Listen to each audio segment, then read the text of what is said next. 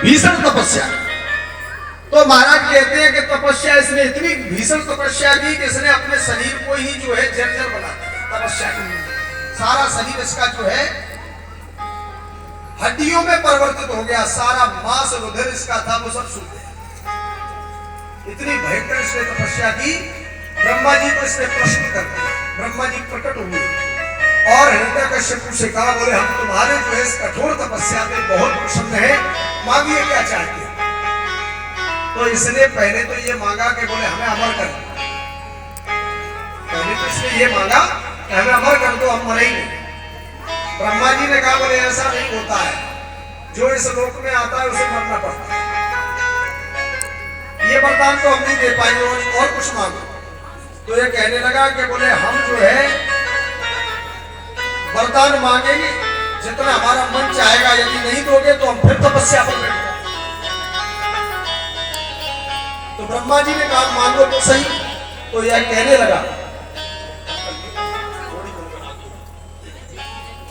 कहने लगा कि मैं संसार में किसी भी अस्त्र से बनाए हुए अस्त्र से न मरूं, न मैं शस्त्र से मरूं। और ब्रह्मा जी कह रहे हैं, बोले तथास्तु, देते चले जा रहे हैं। वो ये मांगता चला जा रहा, न मैं दिन में मरूं न मैं रात में मरूं। बोले तथास्तु। बोले न मैं ऊपर मरूं न नीचे मरूं। बोले तथास्तु। न मैं भीतर मरूं न बाहर मरूं। ब्रह्मा जी भी वरदान देते चले जा रहे हैं। इन्होंने भी ख्याल नहीं किया कि हम कहां तक दे रहे हैं। बोले मैं महीने के वर्ष के 12 महीनों में भी मेरी मृत्यु न हो।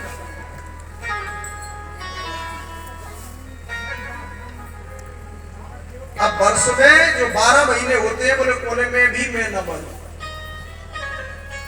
अब बता। बोले तथास्तु। और क्या चाहते हो। बोले मैं न नर से मरूं, न मैं पशु से मरूं, तो न मैं जानवर से मरूं। बोले तथास्तु। इसने जितने भी साधन थे वो सब इसने मांग लिए और ब्रह्मा जी देते चले। कहने का भाव ये है, जब इसने सब कुछ मांग लिया, इसने जो है जितने भी साधन थे मरने के वो सब मांग लिया। अब ये तो जो है अहंकारी हो गया। तो भाई कोई भी हो, संसार की माया है, जिसके पास सर्वस्व उसे कौन लगता है। अहंकार तो भाई आ भी जाता है। अब इसके पास तो सर्वस्व है, जिसने जाकर के पहले तो जो है इंद्रासन पर चढ़ाई कर दी।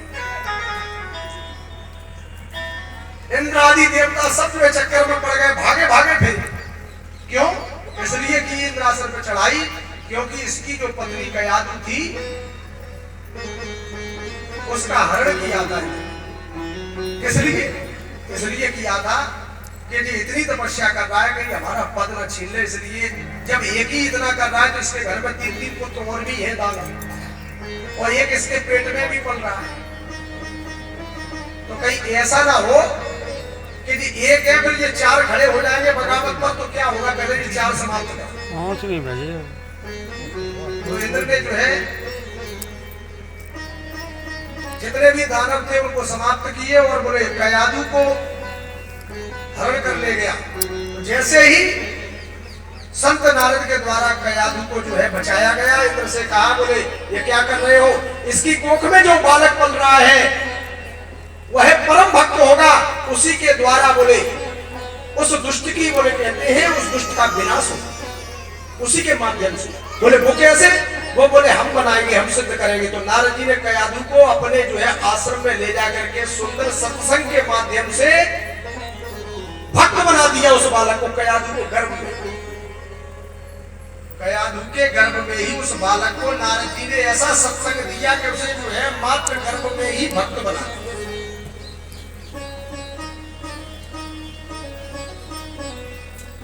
अब कहते हैं कि इतना छोटा सा बालक देवतियों के घर में ये भक्त कैसे हो गया। अरे भाई जहाँ पर कृपा संत की हो जाए, भाई क्या नहीं हो सकता है। संत नारद जी ने स्वयं जो है उसको भक्त बनाया। कयादु की कोख में ऐसा सत्संग दिया कि हमारे जो है बालक जो है दानव से भक्त बन गया, देव स्वरूप हो गया। अब जो है जैसे ही तपस्या वरदान मांग के इसने इंद्रासन पर चढ़ाई कर दी। बोले इसने जो है हमारे पत्नी का हरण किया है। तब तक नारद जी आ गए, बोले क्यों चिंता करते हो? बोले ये तुम्हारी पत्नी जो है हमारे पास है, हमारे आश्रम में जो है भगवान का भजन करती है, सुरक्षित है, आपका ही चिंतन करती है। जे कह दिया नारद जी, ये सुरक्षित है हमारे आश्रम में। तो नारद जी से जो है अनुराग करता है हिरण्यकश्यप, नारद जी को मानता है, बड़े भाव से रहने लगा। इंद्रादि देवता सभी घबराए और जाकर के जो है ब्रह्मा के पास में गए। ब्रह्मा जी ने कहा, बोले हम कुछ नहीं कर सकते, वो तो भाई उसने हमें ही पसंद करके हमसे ही वरदान लिए, भाई हम उससे बगावत नहीं कर सकते। तो बोले क्या करें? बोले भोले बाबा के पास जाओ। भोले बाबा ने कहा, बोले हम कुछ नहीं कर सकते। तो नारायण के पास में सभी देवता आए तो भगवान ने कहा, बोले चिंता नहीं करो, समय आ रहा है, अभी घड़ा भरने दो। देवताओं को संतुष्टि मिली, बेचारे यत्र तत्र जहां व्यवस्था हुई वहां छुपते फिरे। जब तक समय आने पर कहते हैं हिरण्यकश्यपु का इतना अत्याचार बढ़ गया, इतना बढ़ गया कि महाराज जो भी ब्राह्मण और संत जो है हवन पूजन करते हैं तो ये क्या कहता है? बोले क्या कह रहे हो? जब संत और ब्राह्मण आहुति डालते हैं, कहते हैं नारायणाय स्वाहा, तो ये जैसे ही सुनता है तो चटक के आ जाता है, पकड़ लेता है, ब्राह्मणों को संतों को जेल में डाल देता है, कारागृह। बोले अच्छा, हमारे दुश्मन के नाम की आहुति देते हो, तो यह क्या प्रताड़ना करता है? संत महात्माओं से क्या कहता है? बोले यदि आहुति देनी है तो बोलो हिरण्यकश्यपाय स्वाहा, पूजा करनी है तो बोलो हिरण्यकश्यपाय नमः। यदि तूने मेरे दुश्मन का नाम लिया ना तो सब धड़ से अलग कलम कर देंगे। तो बेचारे जो ब्राह्मण साधु जो बेचारे सीधे साधे डरते थे वो तो भाग गए। अब जो कुछ ने थोड़े अकड़े सो उनको उठा के इसने बंद कर दिया। इतना जानता था कि ब्राह्मणों को और संतों को जो मारना नहीं चाहिए, भाई मारेंगे तो ब्रह्म हत्या लगेगी, ऐसा ना हो कि अत्याचार टूट पड़े, पाप टूट पड़े, तो इसलिए बंदी बना देता। इस प्रकार के इसके कृत्य बिगड़ गए और महाराज धीरे धीरे करके इसका जो है साम्राज्य इसी का बोलबाला हो गया है। अब तो जो है तीनों लोगों में इसकी ही जो है जय जयकार, भय व्याप्त हो गया तीनों लोगों। इतना बड़ा भारी भीषण जो है दानव हुआ। सुखदेव जी महाराज कहते हैं, राजन परीक्षित सुनिए, नारद जी की कृपा विलासता से इसके घर में जो है एक बालक हुआ, जो नारद जी ने कृपा कर दी उस मात्र गर्भ में, तो वह बालक जो है नारायण का भक्त हुआ। छोटा सा बालक हिरण्यकश्यपु ने यात्रा भ्रमण इत्यादि से वापस आकर के देखा तो एक नन्हा सा बालक ने तुरंत ही उसका जो है चुम्बन किया, अंक से अंक में भरा, प्रहलाद को जो है अंक से लगाया और कहा कि बेटा तुम बड़े प्यारे हो, अब तुम्हें शिक्षा दीक्षा होनी चाहिए तुम्हारी। तो छोटा सा बालक जो है संडा अमर को बुला करके, संडा अमर के कौन है बताइए? ये शुक्राचार्य के बेटा है संडा अमर। ये गुरुकुल चलाते हैं दानवों का गुरुकुल चलाते हैं। गुरुकुल का नाम क्या है? हिरण्यकश्यपु दानव विद्यालय। हिरण्यकश्यपु दानव विद्यालय, उसमें दानवों के बच्चे पढ़ते हैं। और उसमें दानवों का जो तरीका होता है ना, राक्षसों का, वो सिखाया जाता है, देवताओं का नहीं सिखाया जाता, क्योंकि वो पल्ला अलग है। संडा अमर को बुलाया, आपकी गुरु कैसे है ये भी समझ लो। गुरु ऐसे है कि एक को सुनाई नहीं देता, एक को दिखाई नहीं देता। मैं सत्य बोल रहा हूं, प्रमाणित बात।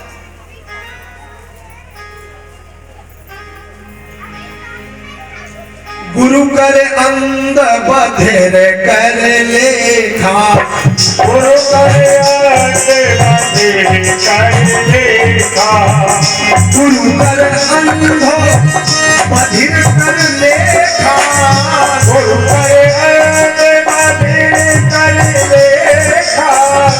एक न सुनाई एक नहीं देखा, एक न सुनाए नहीं देखा।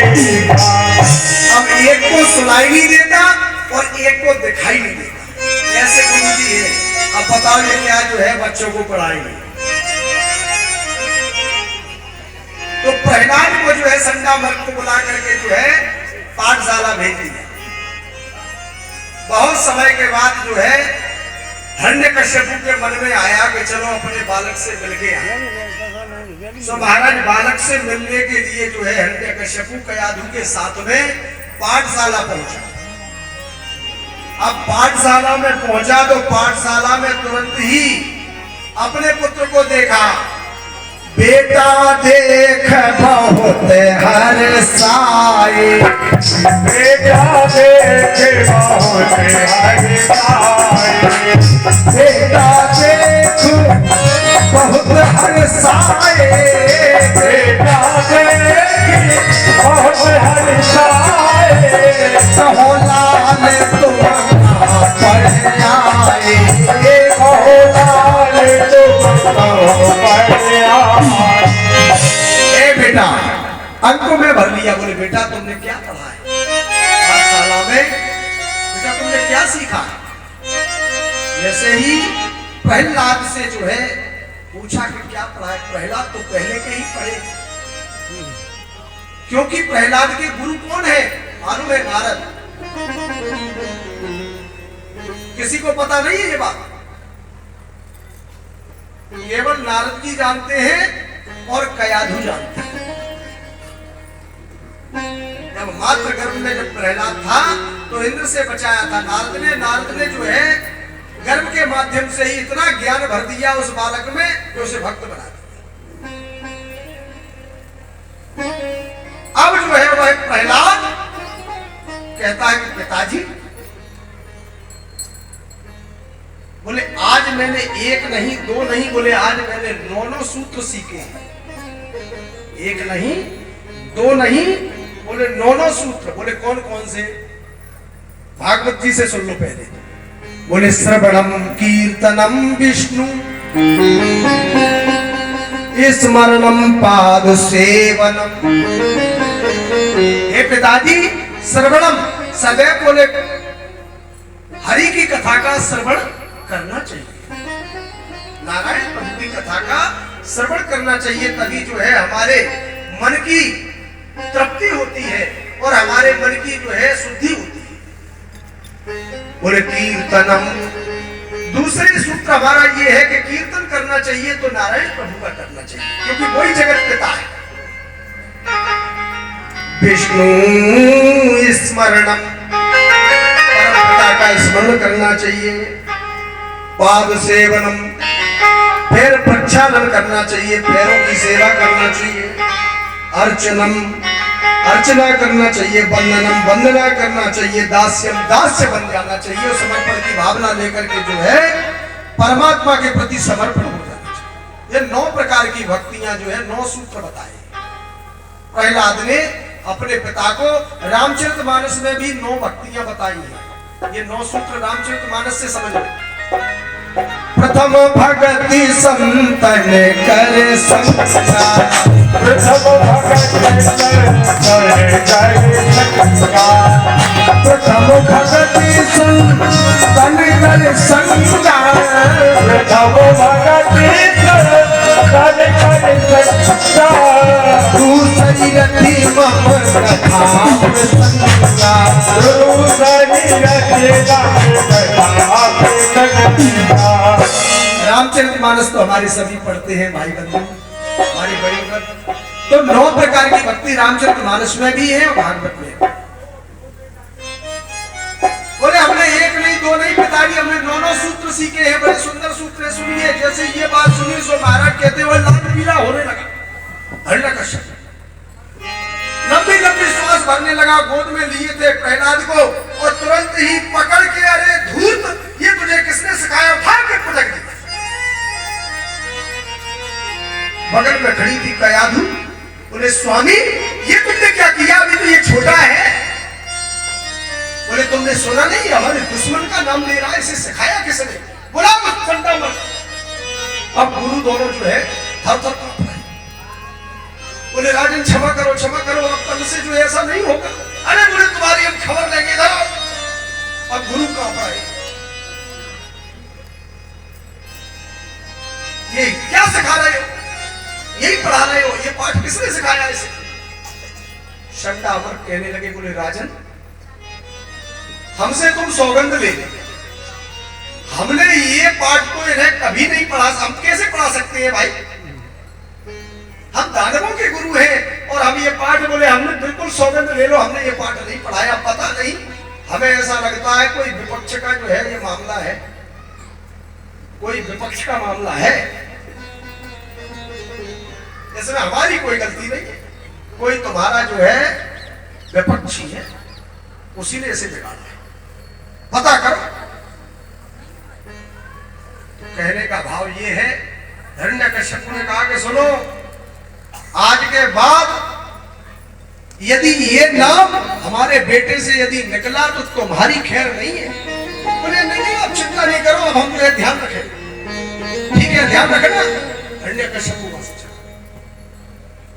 समय आने पर अब वो दानव जो छोटे छोटे बालक थे, दानवों के, राक्षसों के, उन बालकों ने कहा, बोले प्रहलाद एक बात बताओ, तुम्हारे पिताजी जब तुम्हें क्रोध करते हैं तो हमको तो वैसे ये लगता है कि बिल्कुल, और तुमको डर नहीं लगता? तुम तो ऐसे खड़े हो, तुमको धाम से फेंक दिया तो हमारे तो प्राण निकल गए डर के कारण, और तुम बोले फिर खेलने लगे हो, तुमको कोई प्रकार का जो है डर नहीं लगता अपने पिता से?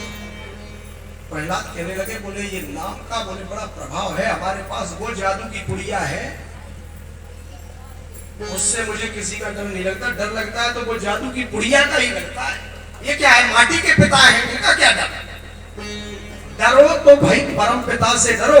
उन दानवों बालकों से, छोटे छोटे बालकों से जो है प्रहलाद कहने लगे, बोले वास्तविक में पिता है जगत पिता तो वो एक ही है, और डर उसी का करना चाहिए। ये तो माटी के पिता है, क्या हम कोई बुरा कर रहे हैं? यदि हम बुरा करेंगे तो भाई हम डरेंगे, हम बुरा तो कर नहीं रहे हैं। पिता ने हमारे साथ ऐसा व्यवहार क्यों किया मुझे पता नहीं। दानव बालकों को धीरे धीरे करके बोले इस प्रकार से जो है पहाड़ा पढ़ाया कि दानव बालक जो है प्रहलाद के सब साथ में हो गए। बोले वो जादू की पुड़िया क्या है मुझे बता। बोले जादू की पुड़िया, बोले जादू की पुड़िया हमारे परम पिता की है और उनकी बड़ी लंबी कहानी है। बड़ा सुंदर उनकी जो है कहानी ये है कि वो नाम की कहानी है और वो कीर्तन के द्वारा जो है वो जादू की पुड़िया खोली जाती। अब वो जादू की पुड़िया पाने के लिए दानव बालक जो है प्रहलाद के आगे पीछे घूम रहे। बोले वो बताओ हमें। अब प्रहलाद कहते बताएंगे, समय पर बताएंगे। अब संध्या मर्ग की वहां पर क्लास लगने लगी।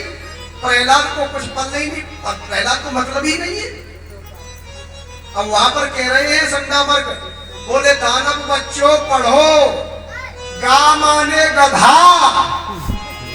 प्रहलाद भाई खड़े तो जा करके जो है पीपल के पेड़ के नीचे ओम नमो भगवते वासुदेवाय का जाप। अब संध्या मर्ग कह रहे हैं कि बच्चों पढ़ो, का माने कनुआ। तो इस प्रकार से भाई क्या करें, खुद कनुआ है, एक ना सुनाए एक नहीं देखा। ऐसे संध्या मर्ग नाम के दानवों के गुरु हैं। तो प्रहलाद खड़े हुए बोले जी बढ़िया पढ़ाई आप पढ़ाओ। प्रहलाद पहुंचे पीपल के पेड़ के नीचे, गायत्री मंत्र द्वादशाक्षर मंत्र का जाप कर, क्योंकि उनके गुरु जो है नारद है। अब जैसे ही प्रहलाद खड़े हुए सो सब बच्चा धीरे धीरे वो जादू पुड़िया के लालच में जो धीरे धीरे वो भी खड़े हुए प्रहलाद के पास पहुंच गए। अब संध्या मर्ग एक को तो दिखाई नहीं देता, एक को सुनाई नहीं देता। अब जो है जिसको सुनाई नहीं देता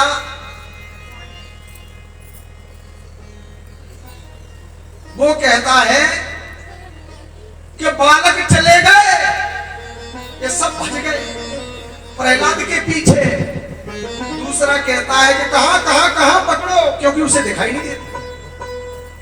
इस प्रकार का जो है दृश्य हुआ कि सब बालक जो है प्रहलाद के पास गए और प्रहलाद से कहा कि भैया वो जादू की पुड़िया यार मुझे यार बताओ क्या है। प्रहलाद ने कहा बोले अच्छा चलो तो बताते हैं। तो बोले यहाँ नहीं बताएंगे। बोले चलो एकांत में चलते हैं। सो प्रहलाद सभी दैत्य बालकों को ले जा करके एकांत में और सुंदर महाराज कह दिया, बोले वो गीत के भजन के द्वारा बोले वो कुड़िया खोली जाती है। बोले भजन के द्वारा? बोले हाँ।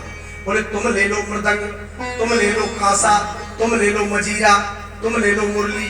इस प्रकार से सबको जो है साजबाज दे दिया प्रहलाद। और प्रहलाद जो है जादू की कुड़िया रूपी भजन गाने लगे। अब तो भजन में तो इतना करंट है, क्या बोले, देखो परमात्मा का भजन तो भजन है। अगर भजन अभी हम यहाँ गा दे तो आप भी तालियां बजाओ, क्योंकि भजन में करंट है। तो कहने का हमारा भाव ये है, अब देखिए जादू की कुड़िया खोली प्रहलाद।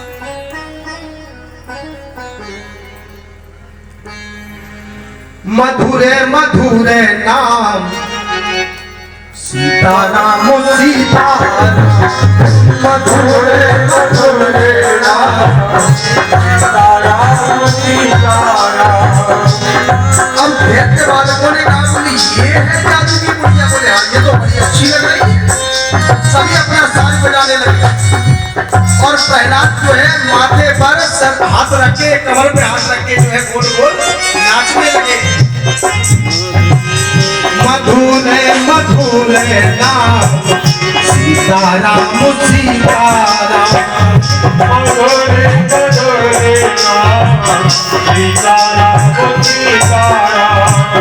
मधुरे मधुरे नाम राजा राम राजा राम, मधुरे मधुरे नाम राजा राम राजा राम। मधुरे मधुरे नाम राधे श्याम राधे श्याम, मधुरे मधुरे नाम राधे श्याम राधे श्याम। मधुरे मधुरे नाम राजा राम राजा राम, मधुरे मधुरे नाम सीताराम अब सीताराम। देखिए भजन चल रहा है। अब प्रहलाद नाच रहे हैं और सभी अपने अपने जो है और भजन गा रहे हैं, सभी दैत्य बालक नाच रहे हैं। अब इस दृश्य को जो है कुछ जो है स्कूल के कर्मचारियों ने देखा, विद्यालय के कर्मचारी थे जो असुर, उन्होंने देखा, उन्होंने कहा ये क्या गजब हो रहा है। तो गुरुओं से कहा, तो संडा पर बोले प्रहलाद होगा, पकड़ो उसे। अब संडा अमर का आकर के जो प्रहलाद को डांटा, जैसे प्रहलाद को छुआ तो राम नाम रूपी करंट ऐसा लगा कि वो भी नाचने लगे, क्योंकि ये करंट है। जैसे ही छुआ तो भजन का ऐसा करंट लगा कि वो भी नाचने लगे। मधुरे मधुरे नाम राजा राम राजा राम, मधुरे मधुरे नाम राजा राम राजा राम। मधुरे मधुरे नाम सीताराम सीताराम, मधुरे मधुरे नाम सीताराम सीताराम। मधुरे मधुरे नाम राधे श्याम राधे श्याम, मधुरे मधुरे नाम राधे श्याम राधे श्याम। अब तो देखिए जैसे ही संडा अमर का नाचने लगे तो कर्मचारियों ने कहा, बोले गजब हो गया। बोले चलो अब तो रिपोर्ट करनी ही पड़ेगी हाईकमान से। बोले जब गुरु ही नजर आए हैं तो भाई बालकों का क्या दोष। तो कर्मचारी पहुंचे दौड़ करके, बोले राजन गजब हो गया। बोले क्या गजब हुआ है? बोले गजब ये हुआ है कि प्रहलाद के साथ में छोटे छोटे बालक तो नाच ही रहे हैं, लेकिन गुरुजी भी नाच रहे हैं। बोले चिका कह रहे, बोले अरे होना हो, इसी ने बिगाड़े हैं हमारे ऊपर, प्रहलाद को इसी ने बिगाड़ा है। बोले चलो देखते हैं, इसको बंदी बनाते हैं, इसकी जो है सोताई लगाते हैं। उसी क्षण हिरण्यकश्यप ने जो है 4 जो है सैनिक भी, बोले पकड़ के लाओ, दोनों को टांग के लेके आओ। 4 सैनिक आए, उन्होंने जैसे ही देखा नाच और भजन, तो तुरंत ही प्रहलाद से कहीं हाथ लग गया, सो वो भी नाचने लगे, क्योंकि भजन का करंट बहुत विकट होता है। भगवान के नाम का करंट, और जिसको लग गया भगवान के नाम का नशा जिसको हो गया, वो फिर सिया राम में हो जाता है, किसी को नहीं समझता। वो भी नाचने लगे। अंत तो गत्वा ये हुआ कि स्वयं जो है हिरण्यकश्यप को आना पड़ा और आकर के जैसे ही देखा तुरंत ही आवाज लगाई कि खामोश। यदि हिरण्यकश्यप, सुखदेव जी महाराज कहते हैं राजन परीक्षित, यदि हिरण्यकश्यप हाथ लगा देता प्रहलाद के तो उसको भी एक बार नाचना पड़ता, लेकिन उसने जो है हाथ नहीं लगाया, दूर से आवाज लगाई, भजन बंद हुआ। संडा अमर को पकड़ के लाल कर दिया बांध के पेड़ से जो है हिरण्यकश्यप। ये सिखा रहे हो। प्रहलाद को पकड़ा, अच्छा तू मेरे घर में जो है कुलघाती हुआ है, कलंकी पैदा हुआ है, तेरे को हम देखते हैं। तो कहते हैं यहां तक बताया है सुखदेव जी महाराज ने, राजा परीक्षित हम आपको क्या बताएं। तो गत्वा जो है जल में डुबाया, सर्पों से डसाया, बंदी बनाया, भोजन छुड़ाया, जल छुड़ाया, पर्वत से गिराया, ऊंचाई से गिराया, जितने भी मारने के साधन थे वो सब जो है हिरण्यकश्यप ने किए। अंत तो गत्वा जो है प्रहलाद का बाल बांका नहीं कर पाए, क्योंकि जाको राखे साया मार सके ना कोई, बाल न बांका कर सके चाहे जो जग मेरी होए।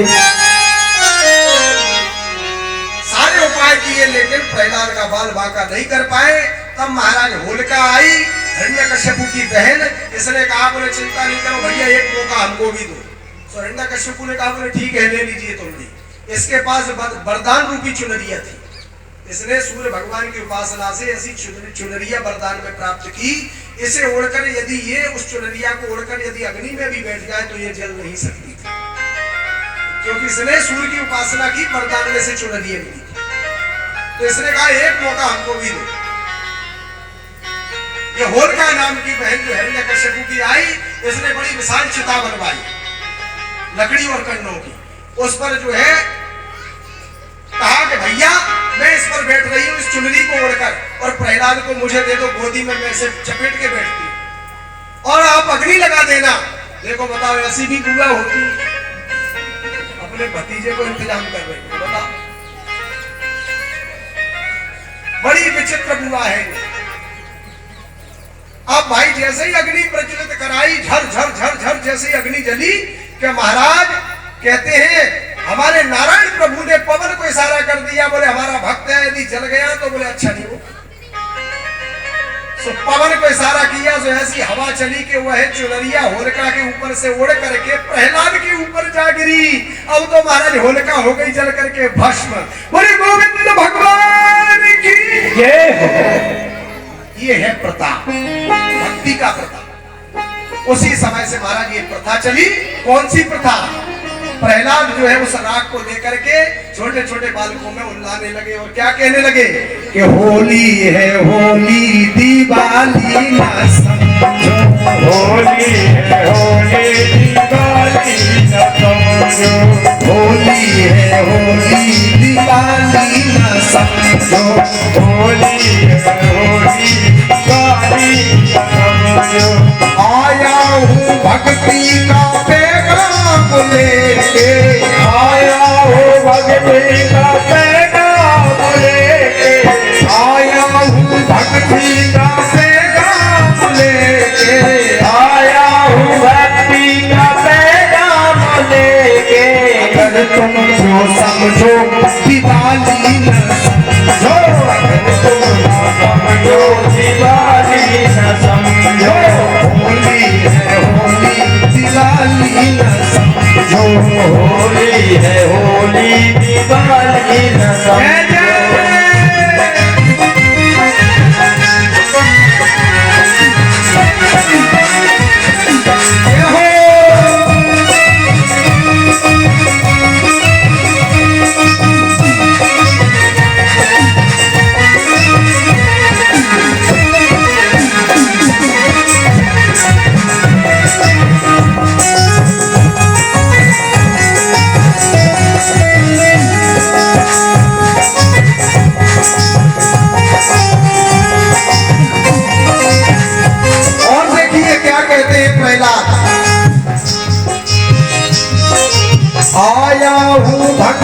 का पैगाम लेके आया हूँ धरती का पैगाम लेके, आया हूँ भक्ति का पैगाम लेके, आया हूँ भक्ति का पैगाम लेके। अगर तुम जो समझो दिवाली ना समझो, अगर तुम समझो दिवाली न समझो, होली है होली दिवाली न समझो, होली है होली दिवाली न समझो, होली है होली दिवाली न समझो, होली है होली दिवाली न समझो। बोले भक्त भक्तल भगवान की जय हो। इस प्रकार से कहते हैं। उसी समय से ये होली की प्रथा जो है हम और आप मनाते हैं।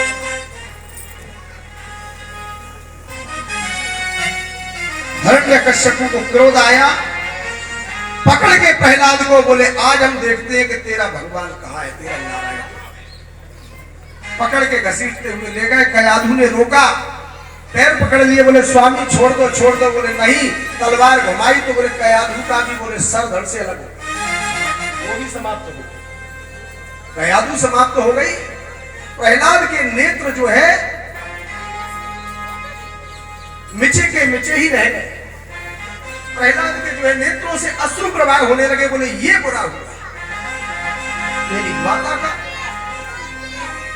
अब जो है घसीट के ले गया प्रहलाद को और ले जाकर के कहने लगा, बोले अच्छा तेरा नारायण, आज हम देखते हैं तेरा नारायण कैसा है और कहां है।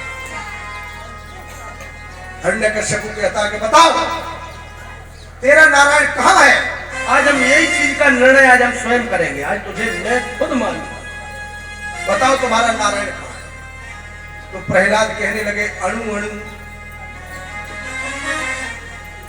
यानी कि भगवान कहां नहीं है।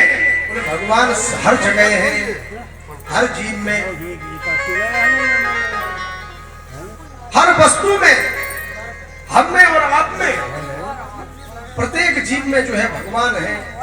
प्रहलाद कह रहे हैं कि ईश्वर अंश जीव अभिनाशी, ईश्वर अंश जीव अविनाशी, ईश्वर अंश जीव अविनाशी, ईश्वर अंश जीव अविनाशी, ईश्वर अंश जीव अविनाशी, ईश्वर अंश जीव अविनाशी, ईश्वर अंश जीव अविनाशी, चेतन अमल सहज सुख राशि, चेतन अमल सहज सुख राशि।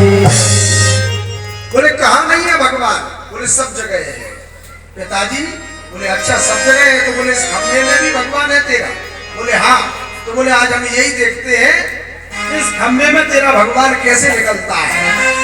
अब प्रहलाद ने हाथ जोड़ के भगवान से प्रार्थना की कि भगवान मेरी बात को रख लेना, कहीं ऐसा ना हो कि मैं झूठा हो जाऊं। तो कहते हैं कि अपना मान टले टल जाए पर भक्त का मान न टलते देखा, प्रबल प्रेम के पाले पड़कर प्रभु को नियम बदलते देखा। अपने भक्त के लिए परमात्मा जो है नियमों को बदल देते हैं। जैसे ही महाराज प्रहलाद ने प्रार्थना की तो हमारे गोविंद जो है एक चींटी के रूप में उस गर्म खंभे पर रेंगते हुए दिखे। प्रहलाद समझ गए, बोले इस गर्म खंभे पर इतना लाल खंभा है ये, इस पर ये चींटी कैसे रेंग सकती है, तो जल करके अभी तक राख हो जाए।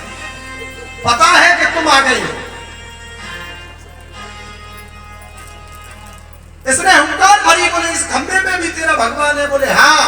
इसने जोर से जो है जैसे खंभे पर गधे का प्रहार किया गदा का, क्या महाराज वह खंभा चकना चूर हो गया। उसमें महाराज कहते हैं नरसिंह भगवान का प्राकट्य हुआ। बोले नरसिंह भगवान की हुंकार भरते हुए जैसे ही महाराज नरसिंह भगवान का स्वरूप हिरण्यकश्यप ने देखा तो कहते हैं कि 10 कदम पीछे हो गए भय के कारण। ऐसा भयंकर स्वरूप के क्या बोले आपसे 10 कदम पीछे हो गया। बोले ये क्या है, ऐसा पुरुष तो हमने देखा ही नहीं। ये बड़ा विचित्र है, भयंकर। जीव लपलपा रही है नरसिंह भगवान की। ध्यान देना, हमारे नरसिंह भगवान का अवतार कब हुआ? मलमास के महीने में, जिसको हम रोड़ का महीना कहते हैं, पुरुषोत्तम मास भी कहते हैं। ये महीना जो है प्रत्येक तीसरी वर्ष पड़ता है। तिथियां जब बढ़ती घटती है ना, तो उससे जुड़ जुड़ के एक महीना ये तीसरी साल बन जाता है, जिसको हम पुरुषोत्तम मास कहते हैं। ये महीना बड़ा पुनीत होता है। इसका किया हुआ दान पुण्य जो है 10 गुना लगता है। मल मास का, पुरुषोत्तम मास का जो दान पुण्य किया जाता है, उसमें 10 गुना उसको फल मिलता है। 1 गुना दान करने से 10 गुना लाभ मिल जाता है उस महीने में। तो हमारे नरसिंह भगवान का प्राकट्य उसी मास में हुआ, मल मास में, ठीक दिन के 12 में। अब जो है दिन में मार नहीं सकते थे, सो भगवान जो है हिरण्यकश्यप को दिन भर तो खिलाते रहे। वैसे ही जो है जोड़ होता रहा, दिन भर 4 घंटे जोड़ चला। कभी जो है हिरण्यकश्यप नरसिंह भगवान के ऊपर सवार हो जाए, कहीं नरसिंह भगवान जो हिरण्यकश्यप के ऊपर सवार हो जाए, चलता रहा दिन भर। अब नरसिंह भगवान विचार कर रहे हैं कि हम दिन में मार नहीं सकते इसे, तो खिलाना है इसे, अभी समय का इंतजार कर रहे हैं। जैसे ही गोधूली की बेला आई, दोनों बलियों का मेल हुआ, तुरंत ही नरसिंह भगवान ने हिरण्यकश्यप को उठाया और उठा करके और बोले बीच टहनी पर बैठ करके उससे घुटनों पर जो है रख ली, पटक ली, और उससे कहा कि याद कर मैं कौन हूं। अब हिरण्यकश्यप कहने लगा, बोले आप लग तो ऐसे रहे हो जैसे कोई जाने पहचाने। बोले क्या मतलब? बोले मुझे कुछ ऐसा लग रहा है। अब ये घबराया, तुम ढीला पड़ गया। नरसिंह भगवान ने वैद्य पुष्टि का प्रहार से ढीला कर दिया। बड़े से बड़ा पहलवान जो है अच्छे पहलवान से टकराता है तो ढीला पड़ जाता है, ढीला पड़ गया। भगवान ने कहा याद कर तू मैं कौन हूं। बोला लग तो रहे हो लेकिन समझ में नहीं आ रहा है। बोले समझो। बोले ये बताओ पहले मुझे। नरसिंह भगवान ने कहा कि ये दिन है कि रात है, पहले तो मुझे ये पुष्टि करो। भगवान समस्त वरदानों को काट रहे हैं ब्रह्मा जी के, और ब्रह्मा जी को बुला करके ऐसी फटकार लगाई, बोले ऐसे वरदान अगर तुमने दैत्यों को दिए ना तो हमसे बुरा कोई नहीं। ऐसे ऐसे दैत्यों को वरदान दे देते हो, फिर उसके लिए हमें ऐसे ऐसे रूप बनाने पड़ते। तो नरसिंह भगवान जो है कहा बताओ कि दिन है या रात है। बोले नहीं, ना दिन है ना रात है, ये तो दोनों बलियों का मेल, गोधूली मेला चल रही है। बोले अच्छा तो आप तो मार सकते हैं। बोले नहीं मार सकते, अब हमने पहचान लिया तुम हमारे दुश्मन हो। बोले पहचान लिए? बोले हाँ बिल्कुल दुश्मन है, अब हम तुम्हें मारने वाले। बोले तुम हमें मार ही नहीं सकते। बोले क्यों? अब ये जो बौखला रहा है। बोले हमको जो है ना अस्त्र से मैं मरूंगा ना मैं शस्त्र से मरूंगा। जो भगवान ने अपने बड़े बड़े नाखून दिखा दिए। बोले ये क्या है, अस्त्र है कि शस्त्र है? बोले नहीं नहीं ये तो नाखून है। बोले हम इससे ही चीरेंगे तुम। बोले अभी भी नहीं मार सकते तो मुझे क्यों? बोले ना मैं मनुष्य से मरूंगा ना मैं जो है हिंसक पशु से मरूंगा। तो बोले ये बताओ अब हिंसक पशु है कि मनुष्य है? देखो पहले हमें। तो इसने जैसे ही देखा ऊपर से नीचे, तो ऊपर तो जो है सिंह कैसा मुंह और शरीर मनुष्य कैसा। तो बोला कि आप न तो जो है जानवर हो ना आप मनुष्य हो। तो बोले अब तो मार सकते हैं। बोले नहीं नहीं अभी भी नहीं मार सकते, अभी नहीं मारना। बोले क्यों? बोले मेरे को वरदान मिला है हमको ब्रह्मा जी का कि हम जो है वर्ष के 12 महीने में मुझे कोई मार नहीं सकता। तो भगवान ने कहा पहले ये बताओ कि ये महीना कौन सा चल रहा है। धीरे धीरे याद। अब इसने दिमाग लगाया। बोले ओहो ये लोड़ का महीना भी होता है, तीसरी साल चल रही है। तो बोले हमें पता नहीं था, नहीं हम ये महीना भी ब्रह्मा जी से मांग लेते, भूल गए थे हम। बोले भूल गए थे तो इसलिए ये महीना बोले तुम्हारे लिए। अब तो मारे? बोले अभी भी नहीं मार सकते। बोले क्यों? ना मैं ऊपर मरूंगा ना मैं नीचे मरूंगा। तो भगवान ने घुटनों पर उसे पटक लिया था। बोले ये बताओ तुम ऊपर हो कि नीचे हो? अधपर लटका है। बोले ना मैं ऊपर हूं ना नीचे हूं। तो बोले हम मारे? बोले अभी भी नहीं मार सकते क्योंकि मुझे वरदान है ब्रह्मा जी का, ना मैं भीतर मरूंगा ना मैं बाहर मरूंगा। तो भगवान ने कहा कहां बैठे हो तुम? बोला ना भीतर न बाहर देहरी में, इसीलिए तो हमारी माता बहने देहरी को नाकने नहीं देती, देहरी पर पैर नहीं रखने देती माता हमारी, जो भयो करता है, क्योंकि